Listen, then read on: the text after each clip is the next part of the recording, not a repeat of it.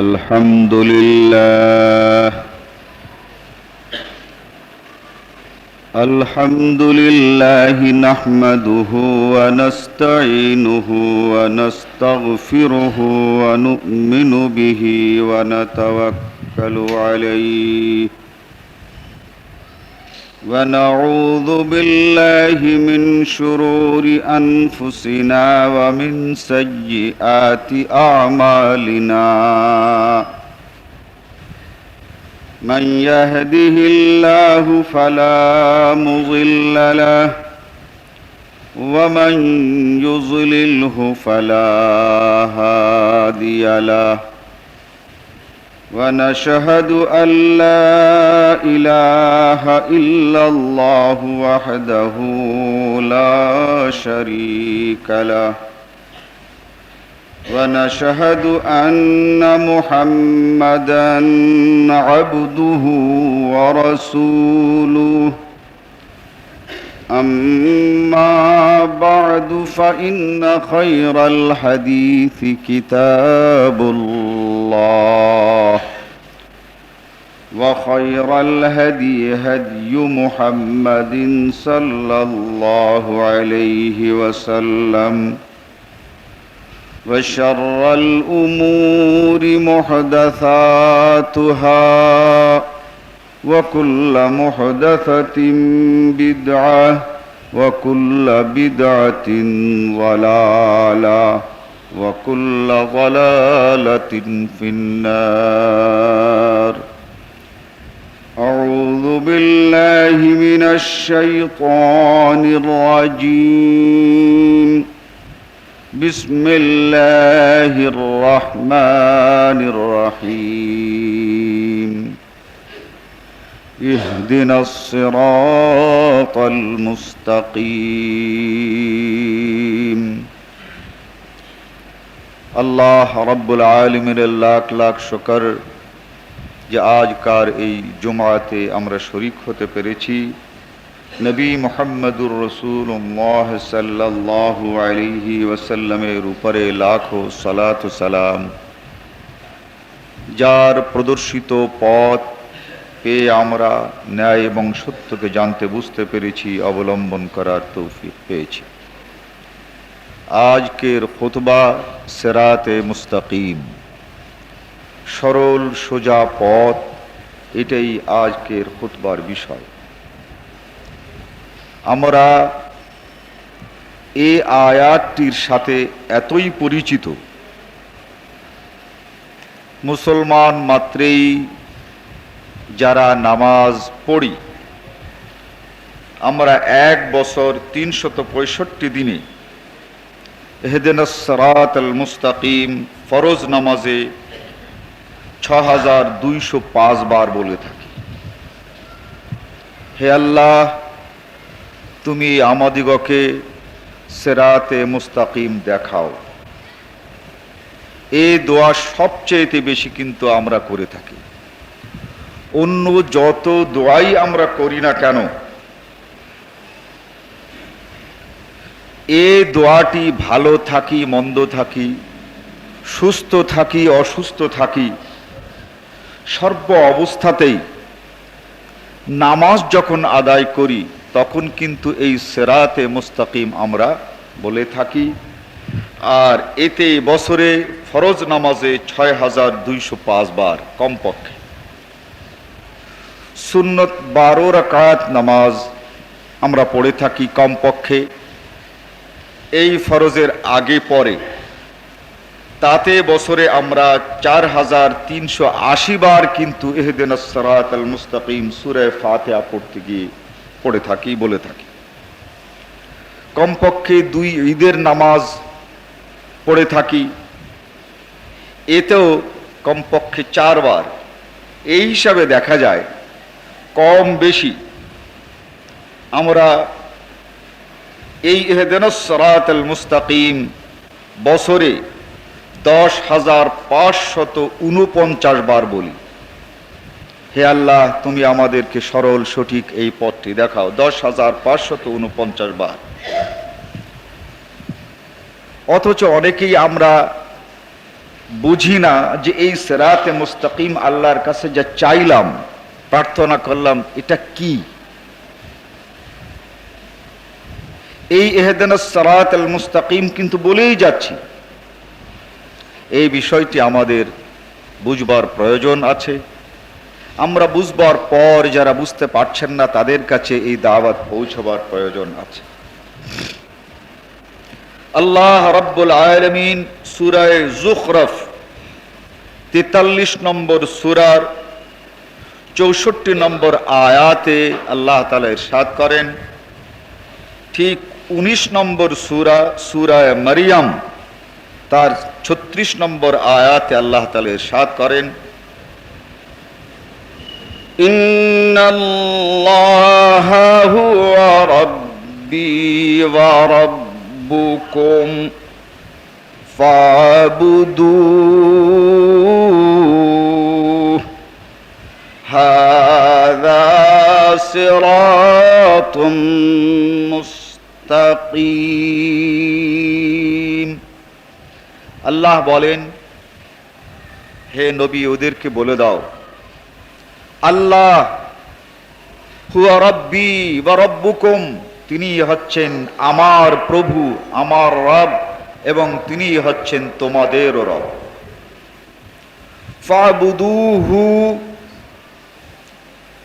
এই রবের ইবাদত করো। হাযা সিরাতুম মুস্তাকিম, এটাই হচ্ছে সিরাতে মুস্তাকিম। তাহলে সিরাতে মুস্তাকিম দুটো কথার নাম। একটা হচ্ছে আল্লাহ রাব্বুল আলামিনকে রব বলে বিশ্বাস করা, আল্লাহ রাব্বুল আলামিনকে রব বলে মেনে নেওয়া। দ্বিতীয় হচ্ছে এই রব আল্লাহ তাআলার ইবাদত করা। এই দুটো সম্পর্কেই আল্লাহ বলেন যে ওদেরকে বলে দাও, হাযা সিরাতুম মুস্তাকিম, এটাই হচ্ছে সিরাতে মুস্তাকিম। আল্লাহ রাব্বুল আলামিনকে রব বলে মেনে নেওয়ার অর্থ কি?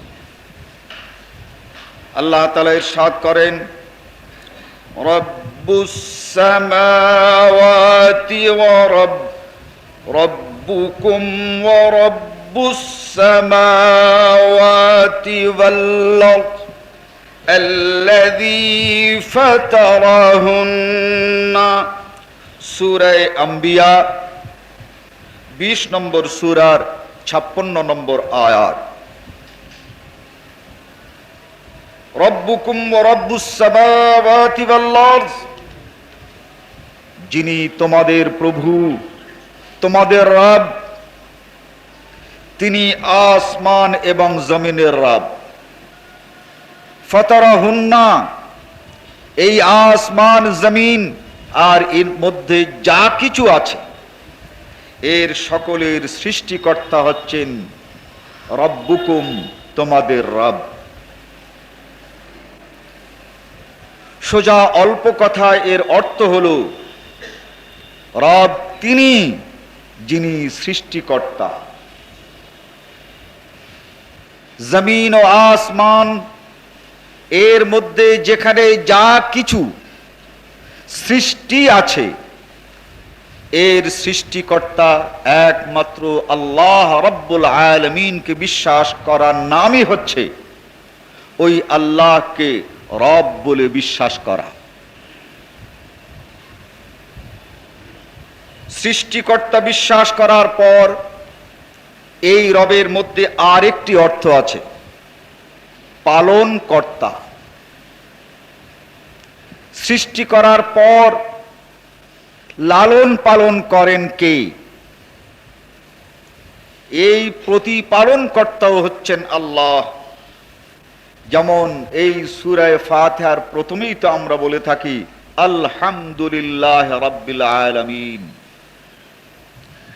আলামিন গোটা সৃষ্টি, এর প্রতিপালন কর্তা একমাত্র আল্লাহ।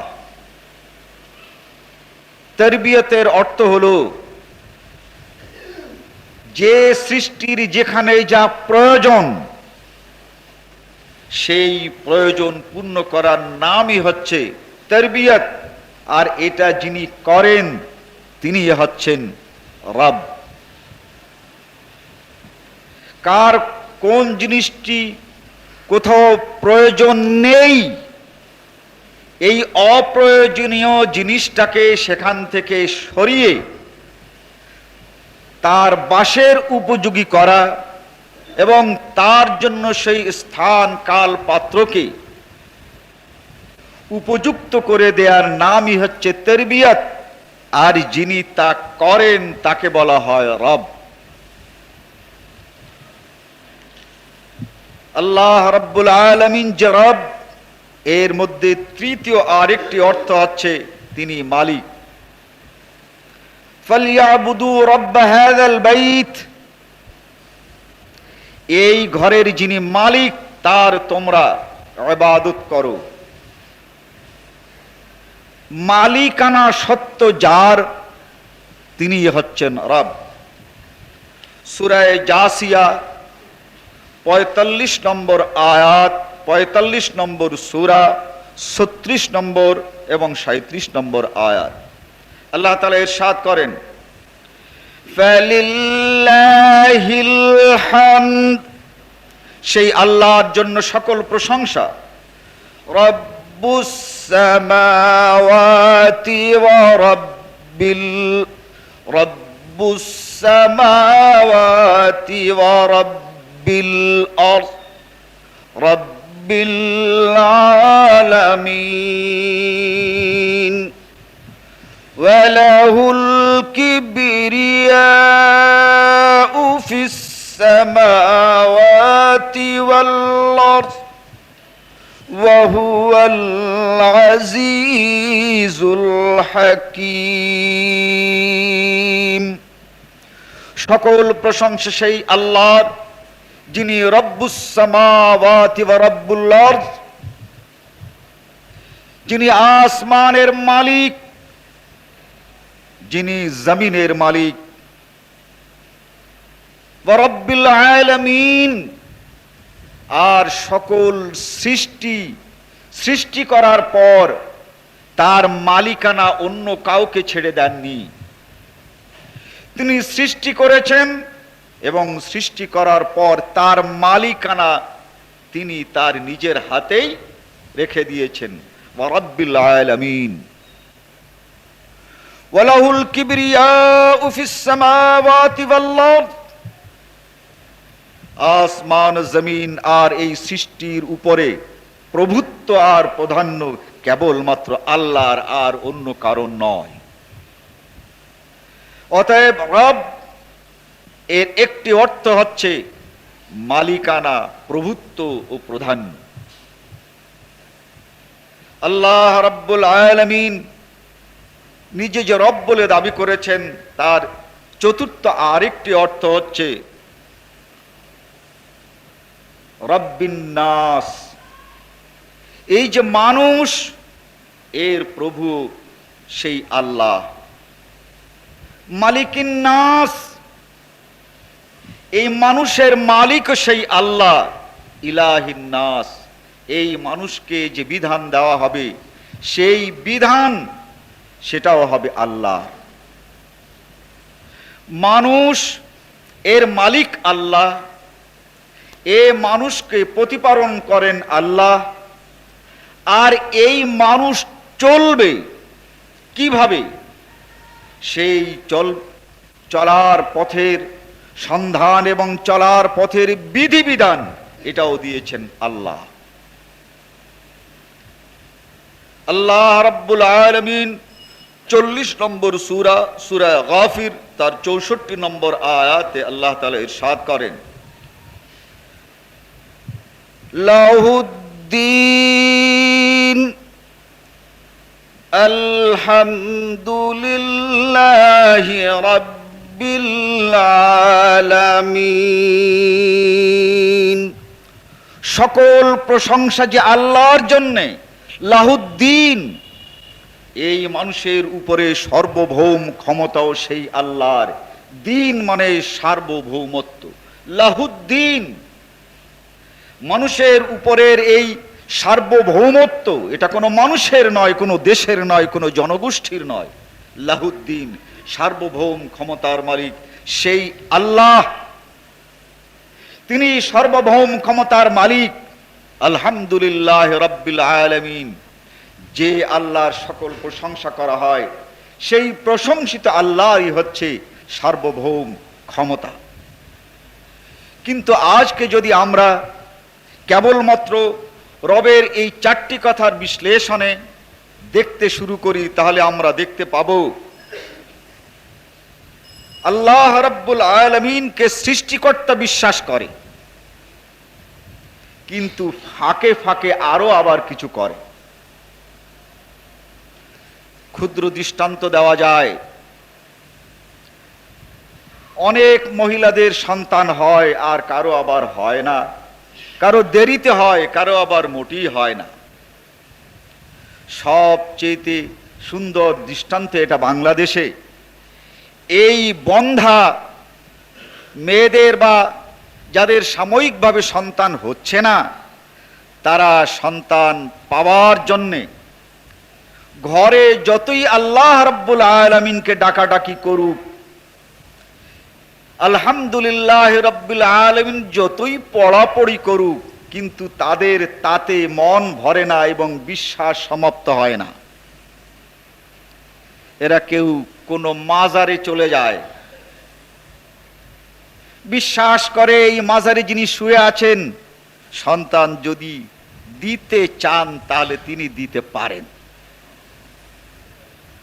এই যে মাজারের কাছে গেল, নাম তাকে মাজার দিল, কিন্তু তাকেই রব বানানো হলো। নাম অন্য যাই কিছু দিক, কিন্তু বানানো হলো তাকে রব। ইহদিনাস সিরাতাল মুস্তাকিম, সরল সঠিক পথটি আমাকে দাও, এই দোয়া তো করছি। আর ওই সিরাতে মুস্তাকিমের অর্থই ছিল ইন্নাল্লাহা হুয়া রাব্বি ওয়া রাব্বুকুম, ওই আল্লাহই ছিলেন আমার প্রভু, এই সন্তান দেয়ার একমাত্র মালিক। কিন্তু আমরা সমাজে দেখতে পাই এই সন্তানের মালিক অনেক সময় আল্লাহকে বাদ দিয়ে কেউ কবরকে, কেউ পীর সাহেবকে মানতে শুরু করেন।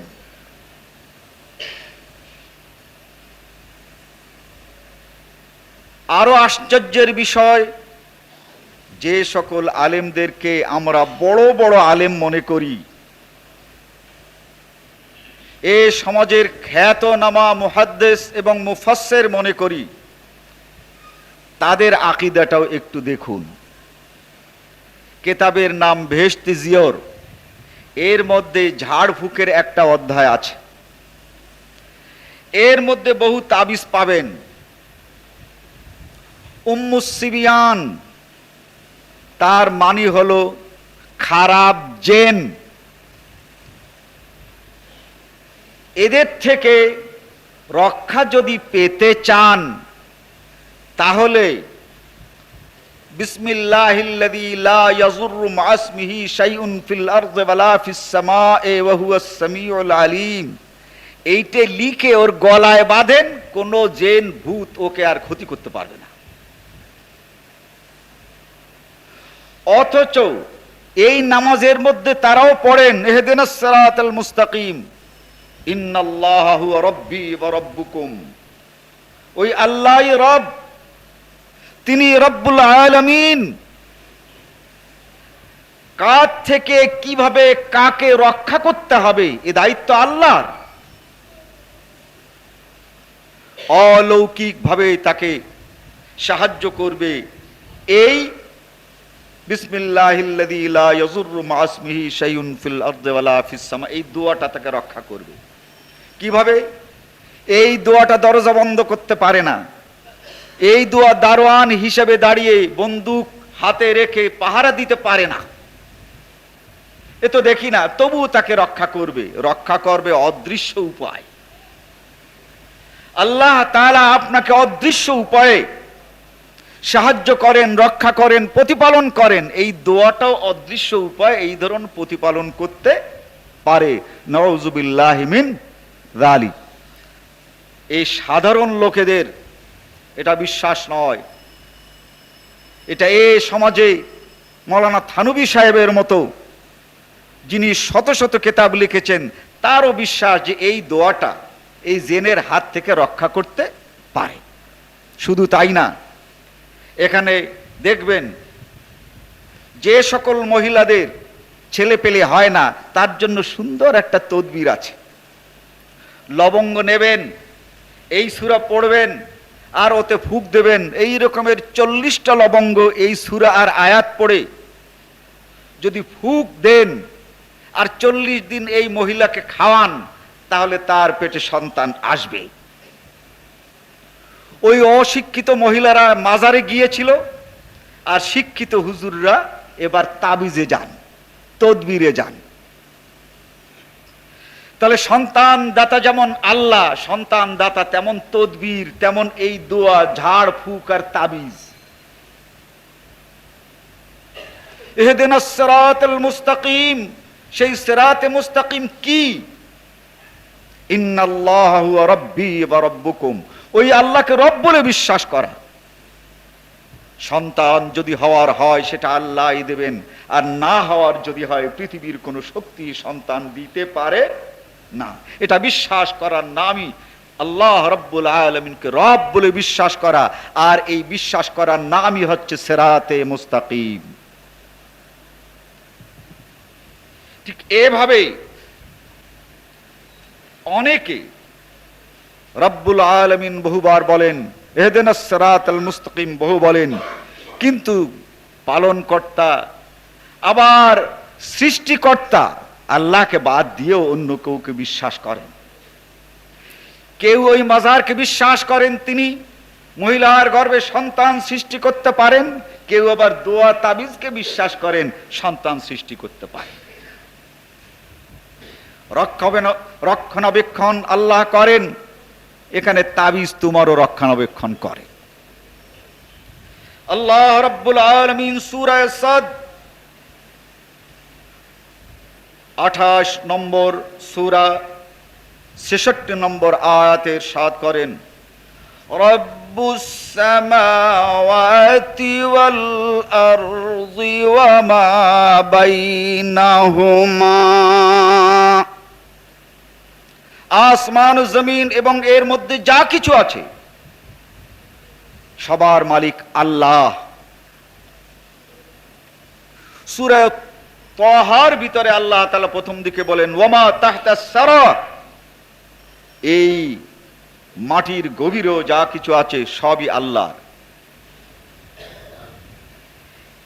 বিশ্বাস করে যে সব এর মালিক আল্লাহ,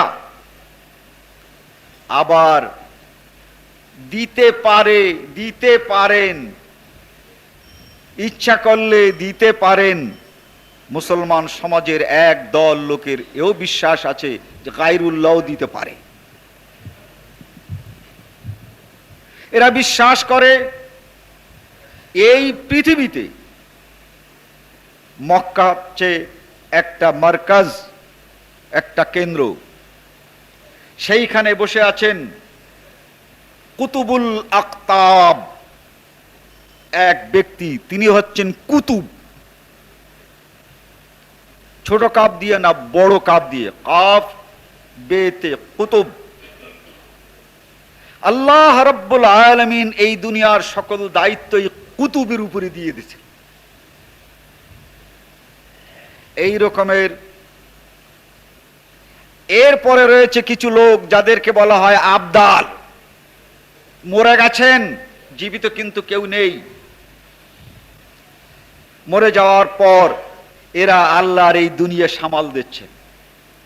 তো প্রত্যেক 40 জন আবদাল মিলে একজনকে কুতুব বানিয়ে দেয়, আর দুনিয়ার সকল কুতুবরা আবার বড় কুতুব বানায়। এই কুতুবের ইনি হচ্ছেন কুতুবুল আকতাব। বাংলাদেশে একজন কুতুবের নাম শোনা যায়, আপনারা বিভিন্ন বই পুস্তক পড়ে দেখবেন, লেখা আছে আল্লাহর কুতুব শুয়ে আছেন চরমনার গ্রামে। গানও আছে, ফরিদপুরের কুতুব ফরিদপুরে তিনি এখন হাত পা নাড়াচাড়া করছেন। এরা সব কুতুব। আল্লাহ রাব্বুল আলামিন এদের বিশ্বাস যে এই কুতুবদের কাছে আল্লাহ তাআলা দায়িত্ব দিয়ে খালাস হয়ে আছেন। এখন এই কুতুবদেরকে যদি রাজি করা যায় তাহলে মকসুদ হাসিল হয়। এই জন্য কোন কুতুব গরু চায় বেশি, এই জন্য গরুর ভিড় সেখানে বেশি হয়, বহু গরু যায়, গরু পীর। আবার কোন কুতুব আছেন জেকের জোরে জোরে করলে তিনি সন্তুষ্ট হন, তাই জেকের করতে করতে কেউ গাছে ওঠে, কেউ পুকুরে ঝাঁপ দেয়, তিনি এক কুতুব। এই কোনায় কোনায় কুতুব আছেন, এদেরকে যদি রাজি করা যায় তাহলে মকসুদ হাসিল হয়। এই ধরনের একটি বিশ্বাস যারা তাসাউফ পন্থী, যারা পীরপন্থী, তাদের ভিতরে বিরাজ করছে। আল্লাহকে রব্বুল আলামিন এরাও প্রতি ওয়াক্ত নামাজে বলছে, কিন্তু এরা আবার এই কুতুবদের কাছে যাচ্ছে এবং ভাবছে যে এদের কাছেও কিছু আছে, উনি সন্তুষ্ট হলে দিতে পারেন। ল্যাংটা হয়ে লোকটা হেঁটে যায়, কিন্তু একদল বলে যে ওর ভিতরে মাল আছে, সবকিছু বের করে দিয়েছে, এখনো ভিতরে আছে।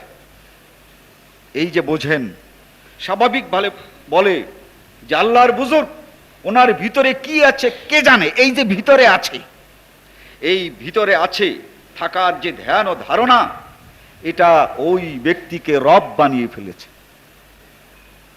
কিচ্ছুই ভিতরে নাই, আল্লাহর নবীর ভিতরে কিছুই থাকতো না, সব প্রকাশ, সব প্রকাশিত থাকতো। নবী মুহাম্মদুর রাসূলুল্লাহর পেটের ভিতরে কিছু নাই, সব প্রকাশিত থাকতো, সকলে জানতো। এভাবে আজ এই সমাজে আল্লাহকে রব বলে বিশ্বাস করার পর আবার বিশ্বাস করে ওনার ভিতরে জানি কিছু আছে। এই ভিতরে কিছু আছে বলে বিশ্বাস করাই হচ্ছে আল্লাহ রাব্বুল আলামিনের সঙ্গে তাকে রুবুবিয়তে শরীক করা। যেমন আমরা বলি, যেমন আমাদের বিশ্বাস যে উপস্থিত ক্ষেত্রে আমরা এটা আমাদের জন্য খারাপই দেখছি, কিন্তু নিশ্চয়ই এর ভিতরে আল্লাহ রাব্বুল আলামিনের কোনো উপকার আমাদের জন্য নিহিত আছে, বিশ্বাস করি না? হযরতে মূসা আলাইহিস সালাতু ওয়াস সালাম তিনি একদিন বলে ফেললেন একটি ব্যক্তির প্রশ্নের জবাবে বা কথার জবাবে যে আমি এই জামানার সবচেয়ে বড় বিদ্বান। ঘটনাটি পুরোপুরি সূরা আল কাহাফে পাবেন, আমি আংশিক দৃষ্টান্ত স্বরূপ বলছি। হযরতে মূসা আলাইহিস সালাতু ওয়াস সালামকে আল্লাহ তাআলা বলে দিলেন, তুমি কথাটা ঠিক বলো নাই।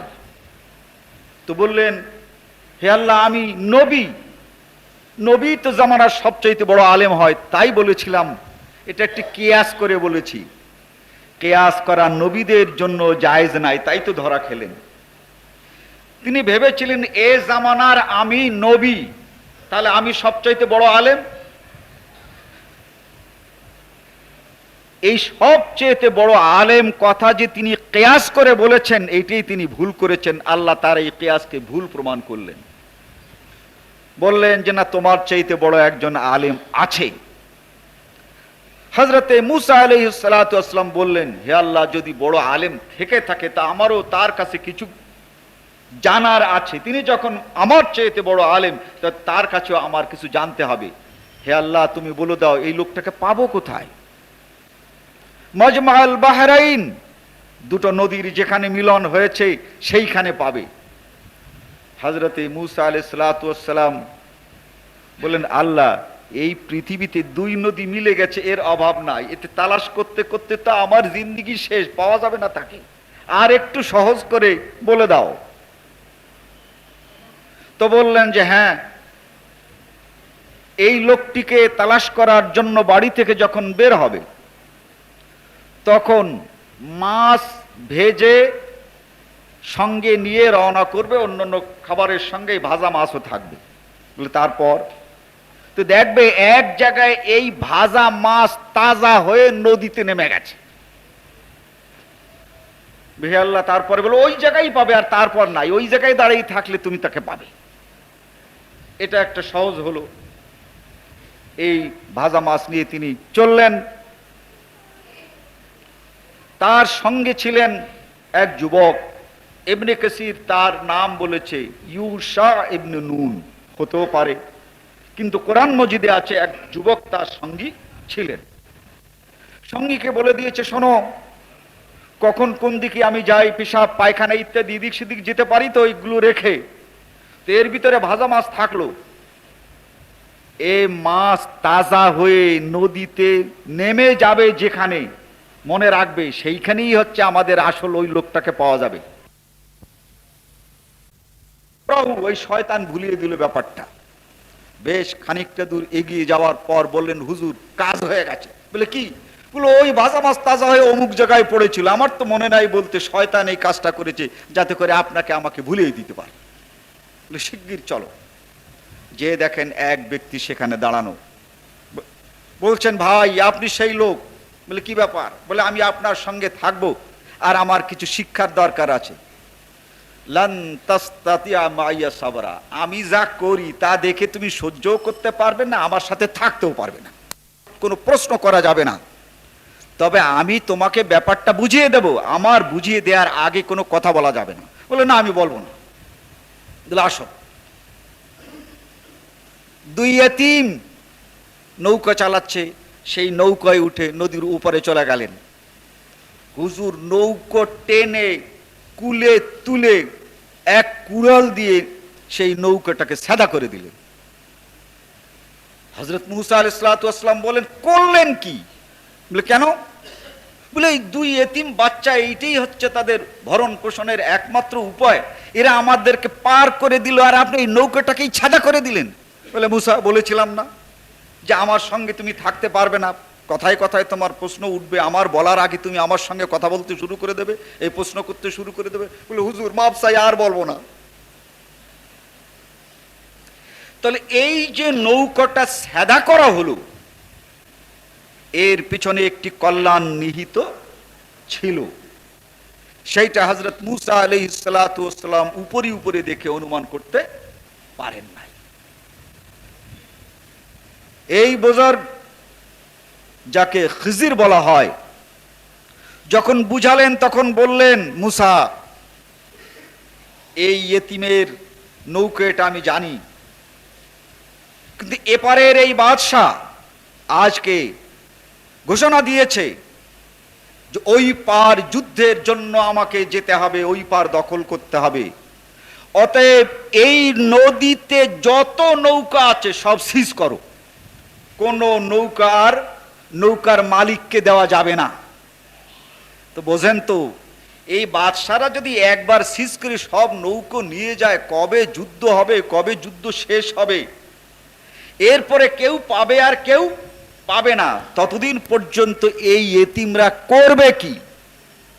তাই টেনে উঠে একটু খুতো করে দিলাম, ওই এতিমরা ওটা সেরে নিতে পারবে, গোটা নৌকাটাই ওই বাদশার পেটে চলে যাবে না।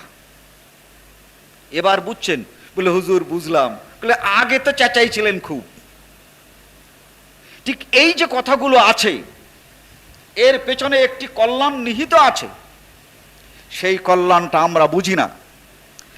এক গ্রামবাসী সেখানে গিয়ে তিনজন বললেন যে আমাদেরকে একটু থাকতে জায়গা দাও, ওই রাত্রে আমরা থাকবো, সকালবেলায় চলে যাব, তোমাদের কাছে খেতে চাই না, শুধু রাত্রে একটু থাকতে দাও। বলে না, এই গ্রামে কোনো মেহমানদেরকে জায়গা দেওয়া হয় না, মেহমান যারা আসে সব চুরি করে নিয়ে যায়, আমরা কোনো মেহমান জায়গা দেই না। নিষ্ফল হয়ে যখন খিজির ওই দুই সঙ্গীকে নিয়ে আসতে লাগলেন, তখন এই গ্রামবাসী ঘেরা ছিল দেয়াল দিয়ে, এই দেয়ালের মধ্যে এই গ্রামটা ছিল, বিরাট পাঁচালী ছিল, এক জায়গায় এই দেয়াল পড়ে যাচ্ছে, খিজির তিনি হাত দিয়ে দেয়ালটাকে সুন্দর করে দিলেন, খাড়া করে দিলেন, এই দেয়াল যেন ভেঙে না যায়। বলে যে করলেন কি? ওরা আমাদের ঝাঁটা মেরে তাড়িয়ে দিল, আর আপনি তাদের দেয়াল মেরামত করতেছেন। বলে বলছিলাম না যে তুমি আমার সঙ্গে থাকতে পারবে না? বলে না, আর জিজ্ঞাসা করবো না। শেষ পরে যখন বললেন, শোনো, এই গ্রামের লোকেরা খেয়ানত করে, আমানতদার না। আমি যেখানে মেরামত করেছি ওখানে 2 এতিমের মাল রক্ষিত আছে, আর এতিমদের জানা নাই। একদিন এতিমরা জানবে। দেয়াল যদি সরে যায়, গ্রামবাসীরা ওইখান থেকে ওদের এই স্বর্ণ মুদ্রগুলো বা রৌপ্য মুদ্রগুলো নিয়ে নিজেরাই ভাগ করে নেবে। এই এতিমরা যেদিন জানবে সেদিন এখানে আর কিছুই পাবে না। তাই আবার মেরামত করে দিলাম। এতিমরা যেদিন সংবাদ পাবে সেই দিন এইখানে খুঁড়ে এখান থেকে ওটা নিয়ে যেতে পারবে। বুঝলে তো? বলে হুজুর এবার তো বুঝেছি। খেলছে ছেলেরা একটি ছেলেকে ধরে একদম খুন করে ফেললেন। বলে এবার আর, বলে করলেনটাকে? এই মাসুম বাচ্চাকে খুন করলেন। বলে শোনো, এই মাসুম বাচ্চা বড় হবার পর তার পিতা মাতাকে বাধ্য করবে কাফের হওয়ার জন্য, যাতে করে বড় হয়ে ওই পিতা মাতাকে কাফের বানাতে না পারে। সেই জন্য আমি একে খুন করেছি। এই বাচ্চা সেও কুফরির হাত থেকে রক্ষা পেল, যেহেতু মাসুম, এখনো সে কাফের হয় নাই, আর পিতামাতা বেঁচে গেল।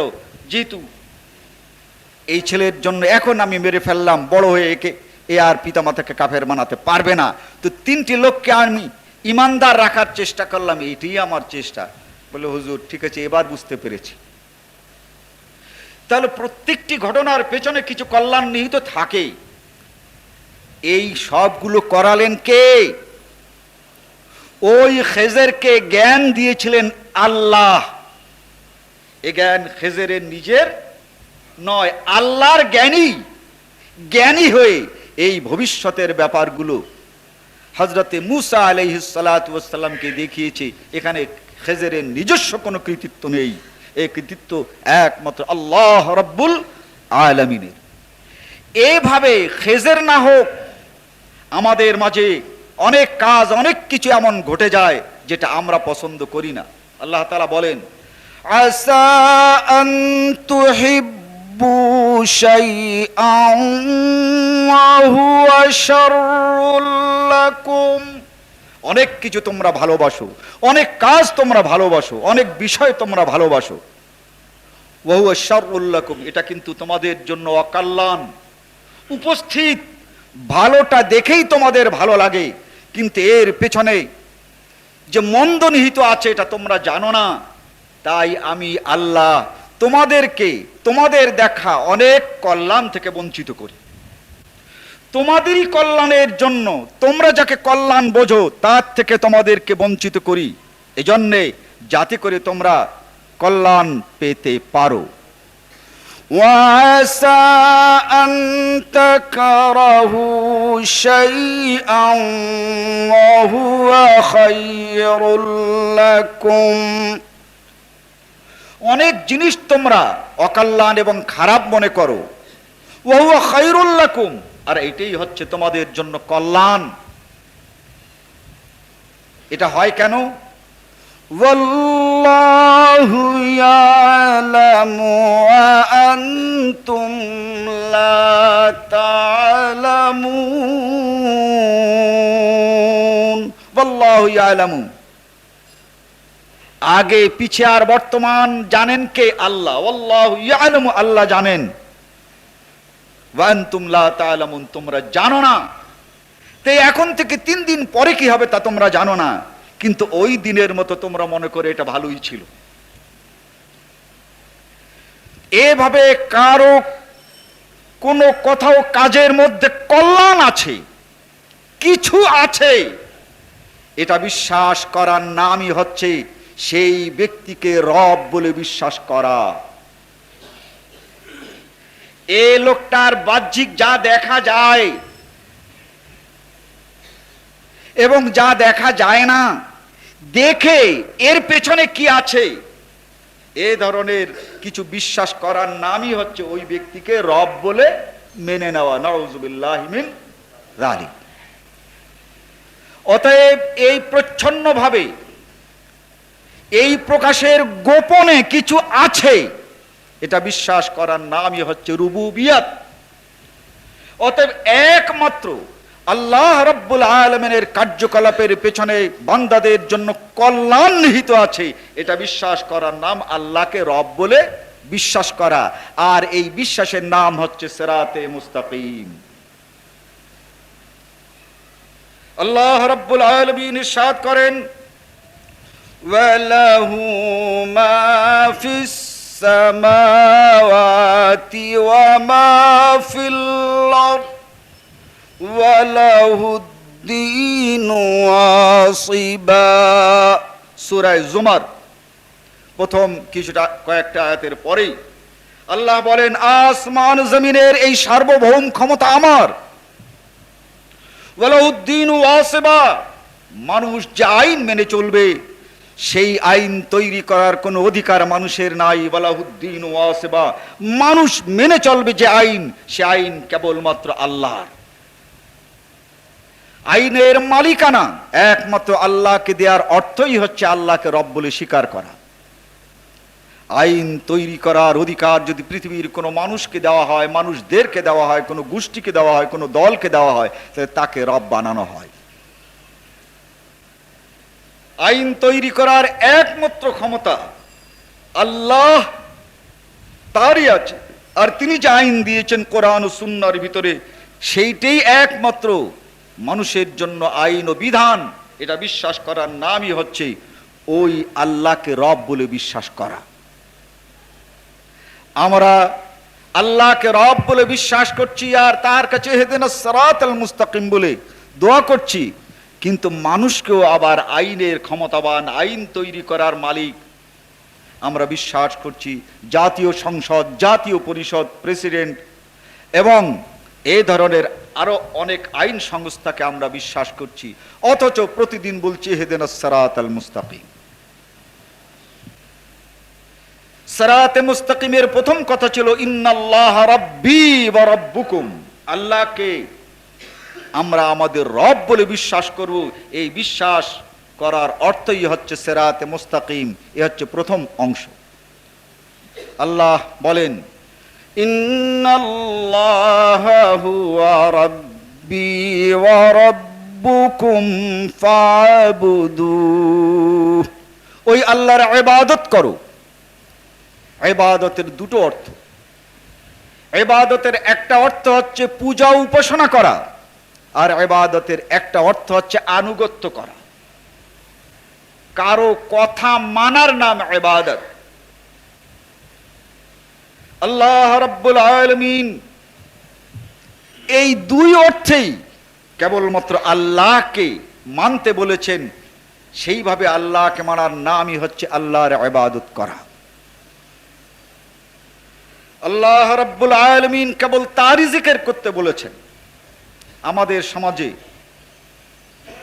জিকির প্রচলন আছে, লা ইলাহা ইল্লাল্লাহ, লা ইলাহা ইল্লাল্লাহ। এই জিকির করতে করতে কিছুক্ষণ পরে বলে মুহাম্মাদুর রাসূলুল্লাহ। জিকিরে আছে না? মুহাম্মাদুর রাসূলুল্লাহ কোনো জিকির নয়।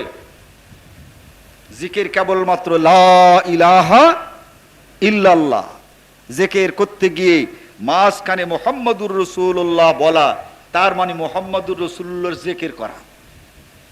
এই জিকির শিরক। অথচ সমাজে এই লা ইলাহা ইল্লাল্লাহ এই জিকির করতে করতে 5 বার 10 বার 20 বার পরে আবার বলে মুহাম্মাদুর রাসূলুল্লাহ। আল্লাহ এবং রসুলকে জিকিরে একসঙ্গে মাবুদ বানিয়ে দিয়েছে। লা ইলাহা আফজালুয যিকরি লা ইলাহা ইল্লাল্লাহ। আপনারা মিশকাত শরীফের ভিতরে আল্লাহর জিকির এবং তাসবিহ অধ্যায় আছে, তার দ্বিতীয় ফসলে পাবেন সবচেয়ে উত্তম জিকিরের ভিতরে একটি জিকির হচ্ছে লা ইলাহা ইল্লাল্লাহ। মিশকাত খুলে দেখুন, সেখানে মুহাম্মাদুর রাসূলুল্লাহ মেলানো নাই। লা ইলাহা ইল্লাল্লাহই একমাত্র জিকির। ঠিক এভাবে তাই না, ওই আজমির থেকে এক রকমের বই সাপ্লাই দেয়া হয়, তার মধ্যে দেখবেন খাজার জিকির আছে। ইয়া খাজা এতবার, অমুক খাজা এতবার, অমুক এতবার। নাউযুবিল্লাহি মিন যালিক। এই জিকির করা এটা হচ্ছে আল্লাহ রাব্বুল আলামিনের সঙ্গে শরীক করা। এই নামাজের মধ্যেও আমরা শরীক করছি। আল্লাহ রাব্বুল আলামিন বলেছেন, লাকাদ কানা লাকুম ফি রাসূলিল্লাহি উসওয়াতুন হাসানা, সবচেয়ে উত্তম আদর্শই হচ্ছে মুহাম্মদুর রাসূলুল্লাহ সাল্লাল্লাহু আলাইহি ওয়াসাল্লাম। তিনি তোমাদেরকে নামাজ শিক্ষা দিবেন, রোজা শিক্ষা দিবেন, হজ শিক্ষা দিবেন, সব কিছুর শিক্ষক হচ্ছেন মুহাম্মদুর রাসূলুল্লাহ সাল্লাল্লাহু আলাইহি ওয়াসাল্লাম। কিন্তু আল্লাহ রসুল যেভাবে নামাজ পড়েছেন তার চাইতে কম বেশি করে নামাজ পড়ছি। তাহলে এখানে এই নামাজ আর ইবাদতের মধ্যে আমরা শরীক করছি কাকে? মদিনায় মুহাম্মদুর রাসূলুল্লাহ সাল্লাল্লাহু আলাইহি ওয়াসাল্লামের নামাজ, ওই নামাজ শিক্ষা দিয়েছেন আল্লাহ জিবরাইল আলাইহিস সালাতু ওয়াস সালামকে, যাও তুমি আমার নবীকে নামাজ শিক্ষা দিয়ে আসো। জিবরাইল আলাইহিস সালাতু ওয়াস সালাম নামাজ পড়েছেন, আল্লাহর নবী সেই নামাজ শিক্ষা করেছেন। এই শিক্ষক স্বয়ং আল্লাহ, মাধ্যম হলেন জিবরাইল। ওই মদিনার নামাজ একরকম, আর বাইতুল মুকাররমের নামাজ আবার আর এক রকম। বাইতুল মুকাররমের নামাজ অথবা আমাদের এই খুলনাতেও কেন্দ্রীয় মসজিদ হয়েছে, তার নামাজের সঙ্গে মদিনার নামাজের মিল নাই। এই কোরআন আর হাদিসকে অনুসরণ করাই হচ্ছে আল্লাহর ইবাদত করা। এই অনুসরণ করার নাম হচ্ছে ইবাদত। পূজা উপাসনা করা যেমন ইবাদত, তেমন আল্লাহর কথাকে মেনে চলার নাম ইবাদত। নবী মুহাম্মদুর রাসূলুল্লাহ সাল্লাল্লাহু আলাইহি ওয়াসাল্লামের কথা মেনে চলার নাম ইবাদত। কিন্তু আমরা আল্লাহ এবং আল্লাহ রাসূলের কথা বাদ দিয়েও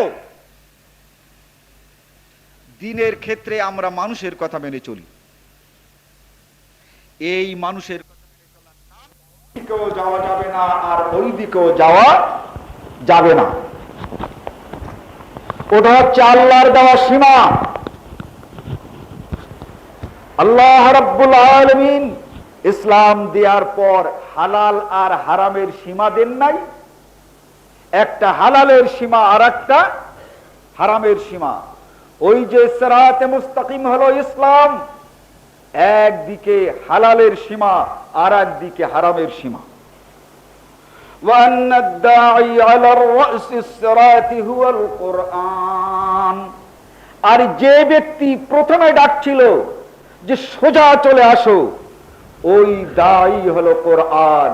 কোরআন প্রতিদিন ডাকছে যে সোজা চলে আসো, সোজা চলে আসো, সোজা চলে আসো। وأن الداعي من فوقه هو واعظ الله في قلب كل مؤمن। আর এর পেছনে যে লোকটি ডাকছিল ওটা হচ্ছে তোমাদের বিবেক। হে বান্দা, এই কোরআন নাজিল করার পর আমি তোমাদেরকে বিবেক শূন্য করি নাই। কোরআন যেমন দিয়েছি তোমাদেরকে বিবেক দিয়েছি। এই বিবেক আর কোরআন যখন এক করবে তখন ভালো কোনটা আর মন্দ কোনটা বুঝতে পারবে। কেবলমাত্র বিবেক খরচ করে যদি সত্যকে জানতে চাও, জানতে পারবে না। অতএব এই বিবেককে কোরআনের সঙ্গে মিলিয়ে কোরআন থেকে হেদায়েত গ্রহণ করো। এই হচ্ছে ওয়াইজুল্লাহ। এভাবে নবী মুহাম্মদুর রাসূলুল্লাহ সাল্লাল্লাহু আলাইহি ওয়াসাল্লাম এই সিরাতে মুস্তাকিম বুঝালেন। عن جابر بن عبد الله رضي الله تعالى عنه قال كنا عند النبي صلى الله عليه وسلم فخط خطا وخط خطوطين عن يمينه وخط خطوطين عن يساره ثم وضع يده في الخط الأوسط فقال هذا سبيل الله ثم تلا هذه الآية وأن هذا صراطي مستقيما। ইবনে মাজাহ 3 নম্বর পৃষ্ঠায় হাদিসটি আছে, যেহেতু তরজমা হয় নাই। অনুরূপ একটি হাদিস মিশকাত শরীফের প্রথম খণ্ড 158 নম্বর হাদিসে পাবেন। আল্লাহ নবী একদিন সাহাবাদেরকে ডেকে একটি সরল রেখা অঙ্কন করেন। ওই সরল রেখা দেখিয়ে বলেন হাযা সাবিলুল্লাহ, এটা আল্লাহর পথ। ওই রেখার ডান দিকে 2টি আর বাম দিকে 2টি, মোট 4টি আরো পথ আরো রেখা অঙ্কন করলেন। আগে করলেন একটা, এই একটার ডান দিকে দুইটা আর বাম দিকে দুইটা, মোট রেখা হলো কয়টা? পাঁচটা। এরপরে যে রেখাটি প্রথম অঙ্কন করেছিলেন তার উপরে হাত রেখে বললেন হাযা সাবিলুল্লাহ, এটাই হচ্ছে আল্লাহর পথ। আর ডান দিকের ওই দুটো পথ, বাম দিকের ওই দুটো পথ, এর কোনটাই আল্লাহর পথ নয়। কিন্তু আজকে আমরা তরিকা দেখি কাদিরিয়া, চিশতিয়া, নকশবন্দিয়া, মুজাদ্দিদিয়া, চারটা না? আল্লাহর তরিকা একটা, মুহাম্মাদিয়া। আবার একদিকে চিশতিয়া, কাদিরিয়া, চিশতিয়া, আবার আরেক দিকে দেখি নকশবন্দিয়া, মুজাদ্দিদিয়া। তাহলে এই পীর সাহেবদের তরিকাও চারটা আর আল্লাহর নবীর তরিকা একটা।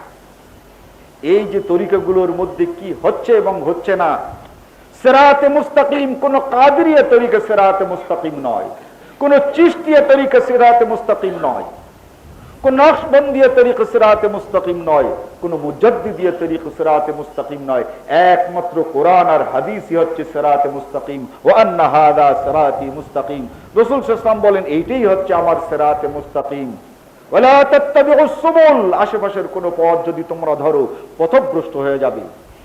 এই ভ্রষ্টতা থেকে যেমন আমরা বেঁচে থাকতে চাই, দুনিয়ার মানুষকে এই ভ্রষ্টতার হাত থেকে আমরা রেহাই দিতে চাই, তাদেরকে রক্ষা করতে চাই। আল্লাহ রাব্বুল আলামিন আমাদেরকে এই তৌফিক দান করেন। বারাকাল্লাহু লানা ওয়া লাকুম।